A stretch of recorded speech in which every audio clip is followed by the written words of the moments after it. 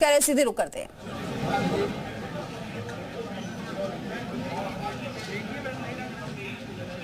उत्तर प्रदेश विधानमंडल के आज से महत्वपूर्ण सत्र बजट सत्र प्रारंभ होने जा रहा है।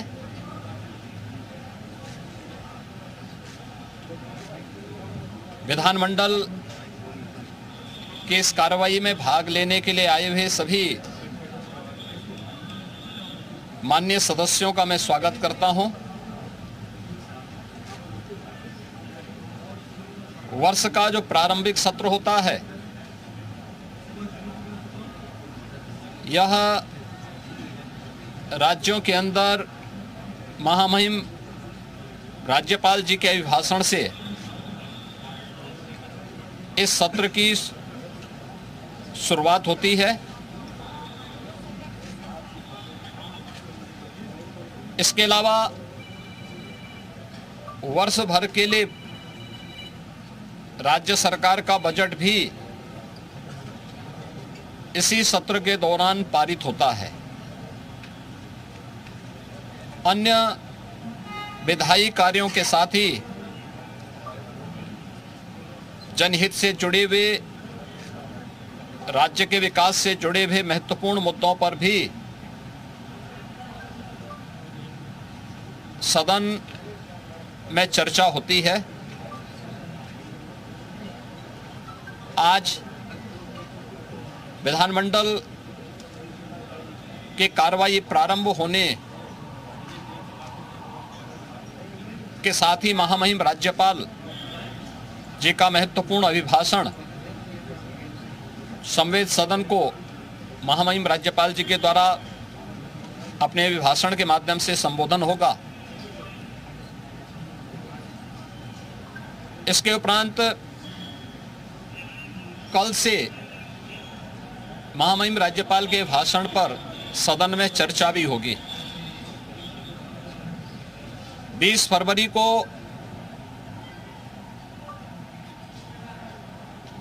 वर्ष 2025-26 का उत्तर प्रदेश का सामान्य बजट सदन में प्रस्तुत होगा। सदन 18 फरवरी से लेकर 5 मार्च तक के लिए प्रस्तावित किया गया है।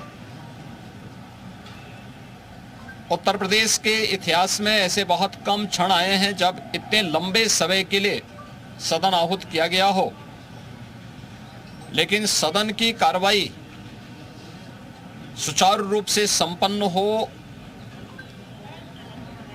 यह केवल सत्ता पक्ष का ही दायित्व नहीं होता है बल्कि विपक्ष का भी उतना ही महत्वपूर्ण दायित्व बनता है। सदन चर्चा परिचर्चा का एक मंच बने। उत्तर प्रदेश के विकास को लेकर के डबल इंजन की भारतीय जनता पार्टी की सरकार ने पिछले लगभग 8 वर्ष के अंदर जो प्रतिमान स्थापित किए हैं वह अभूतपूर्व है। उसकी झलक अभिभाषण के माध्यम से भी और सदन के अंदर चर्चा परिचर्चा के माध्यम से भी देखने को मिलता है। उत्तर प्रदेश के परसेप्शन में आए हुए व्यापक बदलाव देश और दुनिया के द्वारा उत्तर प्रदेश को आकर्षण का केंद्र मानते हुए जो वर्तमान में स्थितियां दिखती हैं, स्वाभाविक रूप से हताश और निराश विपक्ष इन मुद्दों पे चर्चा करने से भागने का प्रयास करता है, सदन की कार्रवाई में बाधा पैदा करने का प्रयास करता है। विपक्ष अगर सार्थक चर्चा को आगे बढ़ाने में मदद करेगी तो मेरा अनुमान है कि यह एक बहुत अच्छा सत्र बजट सत्र हो सकता है, जिसमें अगले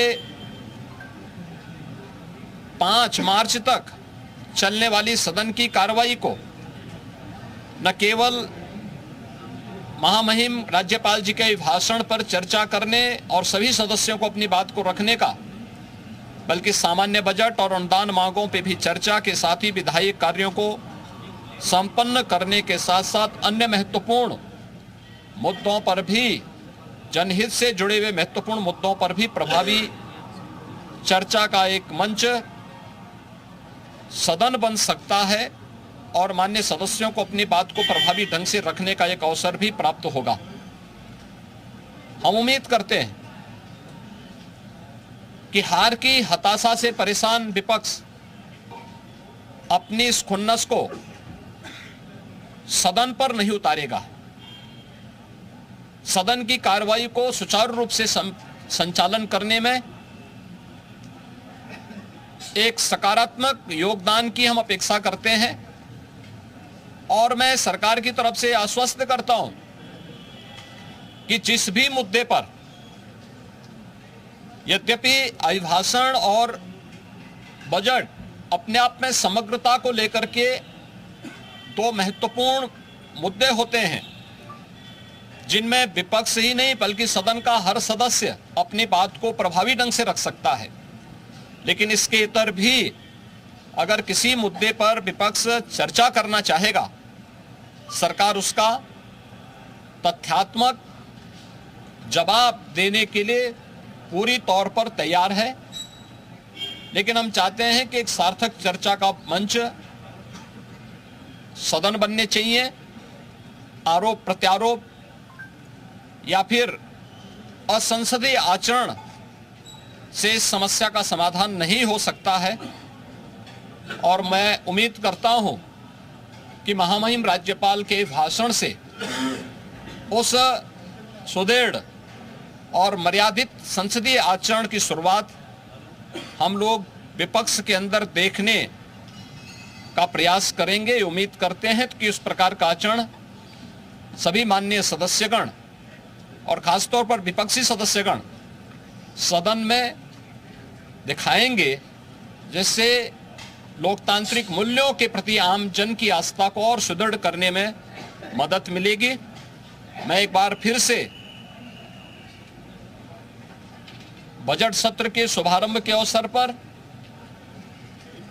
आज उत्तर प्रदेश विधानमंडल के जो कार्रवाई प्रारंभ होने जा रही है कुछ ही देर में, इसमें भाग लेने के लिए आए हुए सभी माननीय सदस्यों का हृदय से स्वागत करता हूं।